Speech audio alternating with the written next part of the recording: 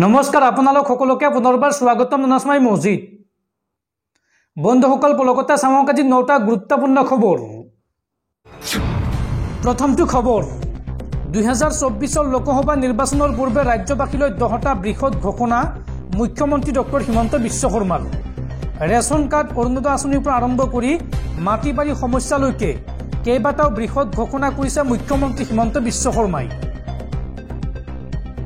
লোকসভা নিৰ্বাচনৰ প্ৰচাৰ অভিযানত অংশ লৈ মুখ্যমন্ত্ৰী হিমন্ত বিশ্ব শৰ্মাৰ 10টা ডাঙৰ ঘোষণা। কি ঘোষণা কৰিছে চাওঁ আহক। লাখ লাখ ছাত্ৰ ছাত্ৰী মহিলা আৰু চাকৰি প্ৰত্যাশীলৈ ভাল খবৰ দিছে মুখ্যমন্ত্ৰীয়ে। ৰাজ্যৰ লাখ লাখ মহিলাই পাব 10,000কৈ টকা। মুখ্যমন্ত্ৰী মহিলা উদ্যমিতা অভিযানৰ জৰিয়তে আগবঢ়োৱা হ'ব এই ধন। ইয়াৰ পিছত দ্বিতীয় পৰ্যায়ত 25,000 টকাৰ বেংক ঋণ আগবঢ়োৱা হ'ব মহিলাসকলক। ইয়াৰে 12,500 টকা দিব চৰকাৰে, বাকী 12,500 টকা বেংকক ঘূৰাই দিব লাগিব মহিলাসকলে।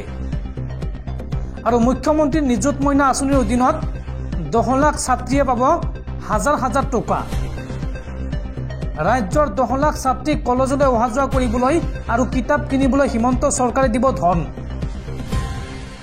মেট্ৰিক পাছ কৰি হায়াৰ ছেকেণ্ডাৰীত এডমিশ্যন ল'লে পাব 10,000কৈ টকা। হায়াৰ ছেকেণ্ডাৰী পাছ কৰি গ্ৰেজুৱেশ্যনৰ বাবে এডমিশ্যন ল'লে হিমন্ত চৰকাৰে দিব 12,500 টকা। আৰু গ্ৰেজুৱেশ্যন কমপ্লিট কৰি বা শেষ কৰি বিশ্ববিদ্যালয়ত পঢ়িবলৈ যোৱা ছাত্ৰীক হিমন্ত চৰকাৰে দিব 15,000 টকা। যিকোনো চৰকাৰী মহাবিদ্যালয় শিক্ষানুষ্ঠানত অধ্যয়ন কৰা ছাত্ৰীসকলে এই সুবিধা লাভ কৰিব। অৱশ্য বিবাহিত ছোৱালীয়ে এই সুবিধাৰ বাবে যোগ্য বিবেচিত নহ'ব। লগতে 30 লাখলৈ বৃদ্ধি পাব অৰুণোদয় আঁচনিৰ হিতাধিকাৰীৰ সংখ্যা। ৰেচন কাৰ্ড থকা প্ৰতিটো পৰিয়ালে পাব অৰুণোদয় আঁচনিৰ সুবিধা। ৰেচন কাৰ্ড থাকিলে লাভ কৰিব প্ৰধানমন্ত্ৰী আৰু মুখ্যমন্ত্ৰীৰ আয়ুষ্মান কাৰ্ড।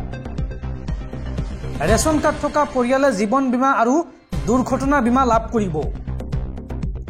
ৰেচন কাৰ্ড থকা পৰিয়ালে লাভ কৰিব উজ্জ্বলা আঁচনিৰ গেছ সংযোগৰ সুবিধাও।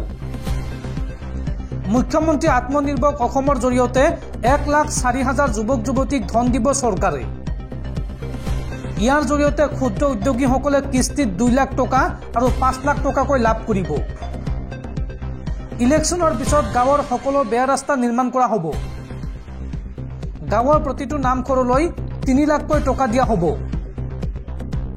2026 আগে ৰাইজৰ সকলো মাটি বাৰী সমস্যা সমাধান কৰা হ'ব। লোকসভা নিৰ্বাচনৰ প্ৰচাৰ অভিযানত অংশ লৈ মুখ্যমন্ত্ৰী ডক্টৰ হিমন্ত বিশ্ব শৰ্মাই এই 10টাকৈ ডাঙৰ ঘোষণা কৰিছে। পৰৱৰ্তী খবৰ, সাৱধান ৰাজ্যবাসী, ৰাজ্যত হ'ব প্ৰচণ্ড শিলাবৃষ্টি, ধুমুহা আৰু বজ্ৰপাত। এই সন্দৰ্ভত বতৰ বিজ্ঞান কেন্দ্ৰই জাৰি কৰিছে সতৰ্কবাণী। অহা 31 মাৰ্চ পৰ্যন্ত অসমৰ লগতে সমগ্ৰ উত্তৰ পূৰ্বাঞ্চলত ধুমুহা বৰষুণৰ সম্ভাৱনা আছে। এই কথা জনাইছে ভাৰতীয় বতৰ বিজ্ঞান কেন্দ্ৰই।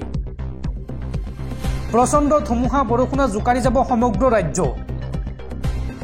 ঠায়ে ঠায়ে পৰিব বজ্ৰপাত। প্ৰতি ঘণ্টাত 30ৰ পৰা 40 কিলোমিটাৰ বেগেৰে বলিব বতাহ। অসমৰ লগতে সমগ্ৰ উত্তৰ পূৰ্বাঞ্চলত য়েলো এলাৰ্ট জাৰি বতৰ বিজ্ঞান কেন্দ্ৰৰ।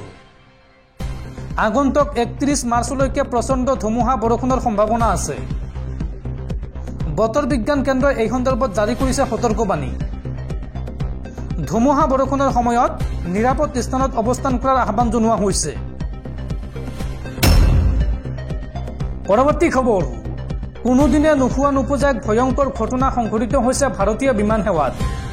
বিমানবন্দৰত এইবাৰ 2খন বিমানৰ মুখামুখি সংঘৰ্ষ হৈছে। এয়াৰ ইণ্ডিয়াৰ বিমানত খুন্দা ইণ্ডিগো বিমানৰ, আৰু তাৰ পিছতে বিমানৰ ভিতৰত থকা শ শ যাত্ৰীৰ মাজত হাহাকাৰ পৰিস্থিতি। বিমানবন্দৰৰ ৰানৱেত 2খন বিমানৰ ভয়ংকৰ মুখামুখি সংঘৰ্ষ। এয়াৰ ইণ্ডিয়া আৰু ইণ্ডিগো বিমানৰ মাজত মুখামুখি সংঘৰ্ষ।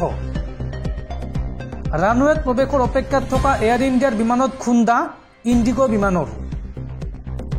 কলকাতা বিমানবন্দৰত সংঘটিত হৈছে ভয়ংকৰ অঘটন। ৰানৱেত প্ৰৱেশৰ বাবে ক্লিয়াৰেন্সৰ অপেক্ষাত আছিল এয়াৰ ইণ্ডিয়াৰ বিমানখন, আৰু তেনেতে ইণ্ডিগোৰ বিমান আহি খুন্দা মাৰে। আৰু এই সংঘৰ্ষত এয়াৰ ইণ্ডিয়াৰ বিমানখনৰ ভাঙি যায় উইঙৰ এটা অংশ আৰু বৰ্তমানলৈকে নাই কোনো ধৰণৰ হতাহতৰ খবৰ এই সংঘৰ্ষত ইণ্ডিগো বিমানখনৰ উইঙৰ এটা অংশ ক্ষতিগ্ৰস্ত হৈছে বিমানৰ পাইলটৰ ভুলৰ বাবে এই দুৰ্ঘটনা সংঘটিত হোৱাৰ আশংকা প্ৰকাশ কৰা হৈছে ইণ্ডিগো বিমানখনৰ দুজন পাইলটক ইতিমধ্যে সাময়িকভাৱে নিলম্বন কৰিছে বিমান নিয়ন্ত্ৰকে এই সমগ্ৰ ঘটনা সন্দৰ্ভত তদন্ত আৰম্ভ কৰিছে বিমান কৰ্তৃপক্ষ আৰু আৰক্ষী প্ৰশাসনে বন্ধুসকল তাৰপিছত 4 নম্বৰ খবৰটো জনোৱাৰ আগতে আপোনালৈ এটা সৰু ৰিকুৱেষ্ট যদি তালৈকে এইটো ভিডিঅ'ত লাইক কৰা নাই তেন্তে প্লিজ এটা লাইক কৰি দিয়ক আৰু এনেকুৱা ধৰণৰ নতুন নতুন ভিডিঅ' পাবলৈ চেনেলটো সাবস্ক্ৰাইব কৰি কাষত থকা বেল আইকনটো প্ৰেছ কৰি ৰাখক পৰৱৰ্তী খবৰ ৰাজ্যত বাঢ়িছে মদাহীৰ সংখ্যা পুনৰ সুৰা বিক্ৰীত অভিলেখ গঢ়িলে অসমে হোলীৰ দুটা দিনত ৰাজ্যত সুৰা বিক্ৰী হল 18 কোটি 50 লাখ টকাৰ আৰু হোলীৰ এই দুটা দিনত কেৱল গুৱাহাটী মহানগৰীতে 11 কোটি 8 লাখ টকাৰ সুৰা বিক্ৰী হৈছে 25 মাৰ্চত 6 কোটি 5 লাখ টকাৰ সুৰা বিক্ৰী হৈছে গুৱাহাটীত লগতে 26 মাৰ্চত 4 কোটি 7 লাখ টকাৰ সুৰা বিক্ৰী হৈছে আৰু ৰাজ্যজুৰি হোলীৰ দুটা দিনত বিক্ৰী হৈছে সৰ্বমুঠ 18 কোটি 50 লাখ টকাৰ সুৰা পৰৱৰ্তী খবৰ দিল্লীৰ মুখ্যমন্ত্ৰী অৰবিন্দ কেজৰিৱালৰ গ্ৰেপ্তাৰ সন্দৰ্ভত মন্তব্য কৰি এইবাৰ বিপদত পৰিছে আমেৰিকাৰ কূটনীতিবিদ ভাৰতৰ বৈদেশিক মন্ত্ৰালয়ে আমেৰিকাৰ কূটনীতিবিদ গ্লোৰিয়াক জাৰি কৰিছে চমন আৰু জৰুৰীভাৱে দিল্লীলৈ তলব কৰা হৈছে আমেৰিকাৰ কূটনীতিবিদক দিল্লীৰ মুখ্যমন্ত্ৰী অৰবিন্দ কেজৰিৱালৰ গ্ৰেপ্তাৰ সন্দৰ্ভত মন্তব্য কৰি এইবাৰ বিপদত পৰিছে আমেৰিকাৰ কূটনীতিবিদ ভাৰতৰ বৈদেশিক মন্ত্ৰালয়ে আমেৰিকাৰ কূটনীতিবিদ গ্লোৰিয়াক জাৰি কৰিছে চমন লগতে জৰুৰীভাৱে দিল্লীলৈ তলব কৰা হৈছে আমেৰিকান কূটনীতিবিদগৰাকীক অৰবিন্দ কেজৰিৱালৰ গ্ৰেপ্তাৰৰ ওপৰত তীক্ষ্ণ দৃষ্টি ৰাখিছে বুলি মন্তব্য কৰিছিল আমেৰিকাৰ কূটনীতিবিদগৰাকীয়ে আৰু তাৰ পিছতে ভাৰত চৰকাৰে জৰুৰীভাৱে তলব কৰিছে আমেৰিকাৰ কূটনীতিবিদগৰাকীক কূটনীতিবিদজনে নিকা স্বচ্ছ আৰু ক্ষীপ্ৰ বিচাৰ বিচাৰিছিল অৰবিন্দ কেজৰিৱালৰ উল্লেখযোগ্য যে আমেৰিকাৰ পূৰ্বে জাৰ্মানীয়েও অৰবিন্দ কেজৰিৱালৰ গ্ৰেপ্তাৰ সন্দৰ্ভত কৰিছিল মন্তব্য আৰু ইয়াৰ প্ৰত্যুত্তৰত ভাৰতৰ আভ্যন্তৰীণ বিষয়ত হস্তক্ষেপ কৰিব নালাগে বুলি সকীয়াই দিছিল ভাৰত চৰকাৰে পৰৱৰ্তী খবৰ জম্মু কাশ্মীৰৰ পৰা আঁতৰোৱা হ'ব সেনাবাহিনীৰ বিশেষ ক্ষমতা আইন চমুকৈ আপস্পা এই ইংগিত দিছে কেন্দ্ৰীয় গৃহমন্ত্ৰী অমিত শ্বাহে কেন্দ্ৰীয় চৰকাৰে এই সন্দৰ্ভত চিন্তা চৰ্চা কৰি আছে বুলি মন্তব্য গৃহমন্ত্ৰী অমিত শ্বাহৰ স্থানীয় আৰক্ষীৰ ওপৰতে এৰি দিয়া হ'ব জম্মু কাশ্মীৰৰ সম্পূৰ্ণ আইনী ব্যৱস্থা জম্মু কাশ্মীৰৰ এটা চেনেলৰ সাক্ষাৎকাৰত এই মন্তব্য কৰিছে গৃহমন্ত্ৰী অমিত শ্বাহে পৰৱৰ্তী খবৰ ৰাজ্যত পুনৰ উৎকোচ কাণ্ড এইবাৰ ঘোষ লোৱাৰ সময়তে হাতেলোতে গ্ৰেপ্তাৰ হল দলগাঁও চক্ৰ বিষয়াৰ কাৰ্যালয়ৰ ঠিকাভিত্তিক কৰ্মচাৰী এগৰাকী তপন চন্দ্ৰ নাথ চক্ৰ বিষয়াৰ কাৰ্যালয়ৰ কাষৰ হোটেল টাইটানত লৈছিল ঘোষ আৰু সেই সময়তে দুৰ্নীতি নিবাৰক শাখাই অভিযান চলাই হাতেলোতে গ্ৰেপ্তাৰ কৰে এইগৰাকী চৰকাৰী কৰ্মচাৰীক পৰৱৰ্তী খবৰ 2024 লোকসভা নিৰ্বাচনৰ পূৰ্বে কংগ্ৰেছত পুনৰ মক্ষম আঘাত এইবাৰ অসম প্ৰদেশ কংগ্ৰেছ কমিটিৰ উপসভাপতি ৰাজু চাহুৱে ত্যাগ কৰিলে দলৰ সকলো দায়িত্ব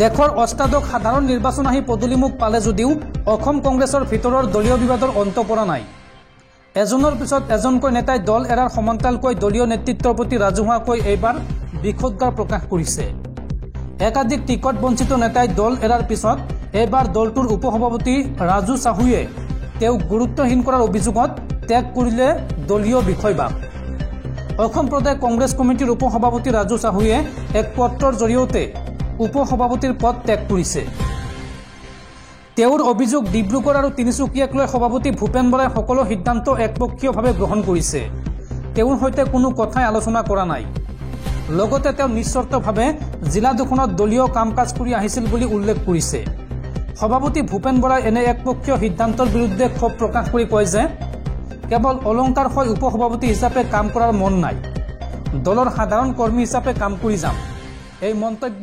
উপসভাপতিগৰাকীৰ